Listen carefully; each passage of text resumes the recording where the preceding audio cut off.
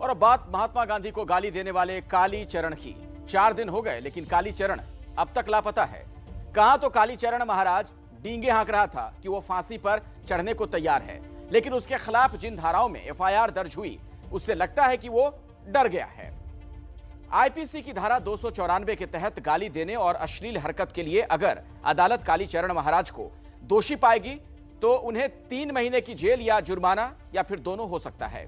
वहीं आईपीसी की धारा 505(2) के तहत अगर कालीचरण के खिलाफ घृणा वैमनस्य फैलाने के लिए असत्य बोलने का आरोप साबित हो गया तो 3 साल की जेल या जुर्माना या दोनों हो सकता है।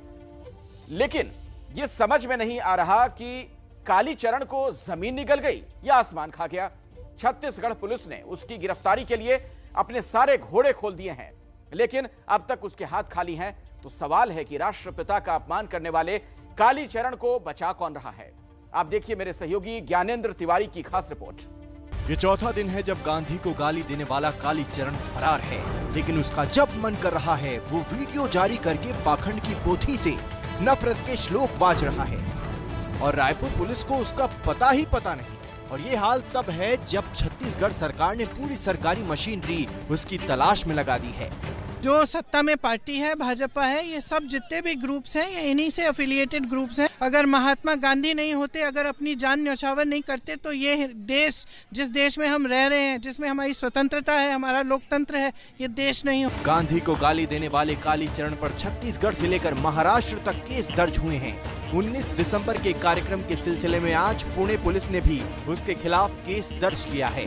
बावजूद इसके दोनों राज्यों की पुलिस को उसकी भनक तक नहीं है। सवाल ये है कि कालीचरण छुपा कहाँ है? क्या कोई है जो उसको बचा रहा है? क्या कालीचरण महाराष्ट्र में जाकर छुपा है जो उसका गृह प्रदेश है, या फिर किसी दूसरे राज्य में कालीचरण छुपा बैठा है?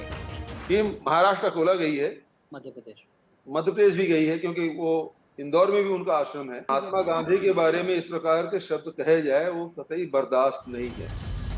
रायपुर पुलिस की टीम कहां-कहां निकली है आपको वो भी बता देते हैं। कालीचरण की तलाश में पुलिस की एक टीम महाराष्ट्र के अकोला गई है। कालीचरण अकोला का रहने वाला है। दूसरी टीम को मध्य प्रदेश के इंदौर भेजा गया है, क्योंकि इंदौर में कालीचरण का आश्रम है। लेकिन न जाने कालीचरण कहां जा दुबका है कि वो मिल ही नहीं रहा। साक्ष्य संकलन किए जा रहे हैं, उनके वीडियो फुटेज भी जब्त किए गए हैं और कालीचरण की गिरफ्तारी के लिए अलग अलग स्थानों में मध्य प्रदेश, महाराष्ट्र और अन्य संभावित जो भी स्थान है वहाँ पे हमारी टीम गई है, पतासाजी की जा रही है। लोगों को ये बात हजम नहीं हो रही कि जिस मुख्यमंत्री ने ब्राह्मणों पर विवादित टिप्पणी करने की वजह से अपने पिता तक को गिरफ्तार करवा दिया था, उसके पुलिस कालीचरण को क्यों नहीं पकड़ पा रही? लोग इसे यूपी चुनाव से जोड़ रहे हैं। छत्तीसगढ़ का सीएम होने के साथ साथ भूपेश बघेल यूपी कांग्रेस के पर्यवेक्षक भी हैं। चुनावी तैयारियों से लेकर नीति और रणनीति तक पर उनकी नजर है। इसलिए इस बात की भी चर्चा गर्म है कि चुनाव के इस नाजुक मोड़ पर कालीचरण को गिरफ्तार कर भूपेश बघेल यूपी के ब्राह्मण वोटों को गंवाने का खतरा मोल नहीं ले सकते। इसलिए गिरफ्तारी में देरी हो रही है। हालांकि एबीपी न्यूज को दिए इंटरव्यू में भूपेश बघेल ने ऐसे तमाम आरोपों को बेबुनियाद बताया है। फिर भी ऐसी चर्चा और जोर न पकड़े, इसलिए बघेल ने गेंद केंद्र सरकार के पाले में डाल दी है और कांग्रेस के दूसरे नेता भी कालीचरण को बीजेपी से जोड़ने में जुटे हैं। बापू के बारे में यदि आप शब्द कहे जाएं, उस पर कार्रवाई करने की बात है, हम अपने राज्य में कर रहे हैं, लेकिन भारत सरकार को भी ये देखना चाहिए, उसके इंटेलिजेंस को भी ये देखना चाहिए कि ये इस प्रकार से गतिविधियां क्यों हो रही है। ये भाजपा संघ का कार्यकर्ता है। हमारे जो भगवा वस्त्र को अपमानित करने के लिए वहां खड़ा हो गया। जो व्यक्ति हिंसा में विश्वास करता है वो कभी संत हो नहीं सकता। कालीचरण जैसे लोगों को ऐसे ही सियासी बयानों से ताकत मिलती है और वो नफरत के बीज बोते हैं। कभी गांधी को गाली देते हैं तो कभी गोडसे को पूजनीय बताते हैं और कार्रवाई की जगह होती है सिर्फ सियासत। हमारी पुलिस लगातार उसका पीछा कर रही है।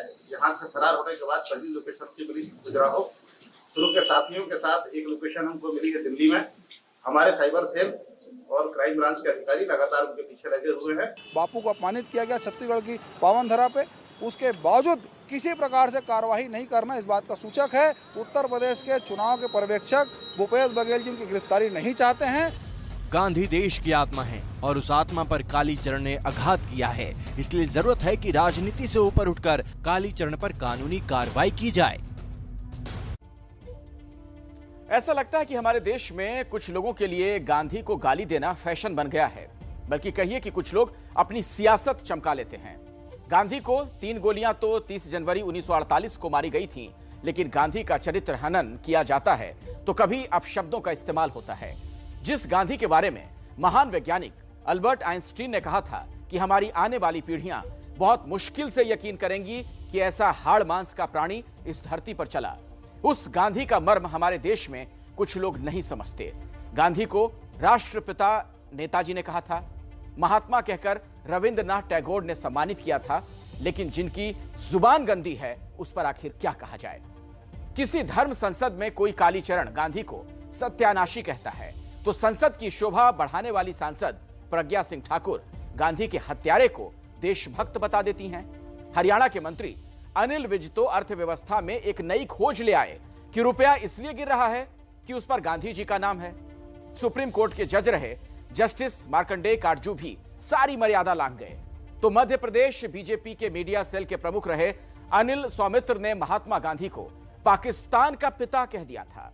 तब बीजेपी ने सौमित्र को 1 साल के लिए पार्टी से सस्पेंड कर दिया था, लेकिन अब वो Indian institute of mass communication में पत्रकारिता के छात्रों को अपना ये जहरीला ज्ञान पढ़ाते हैं।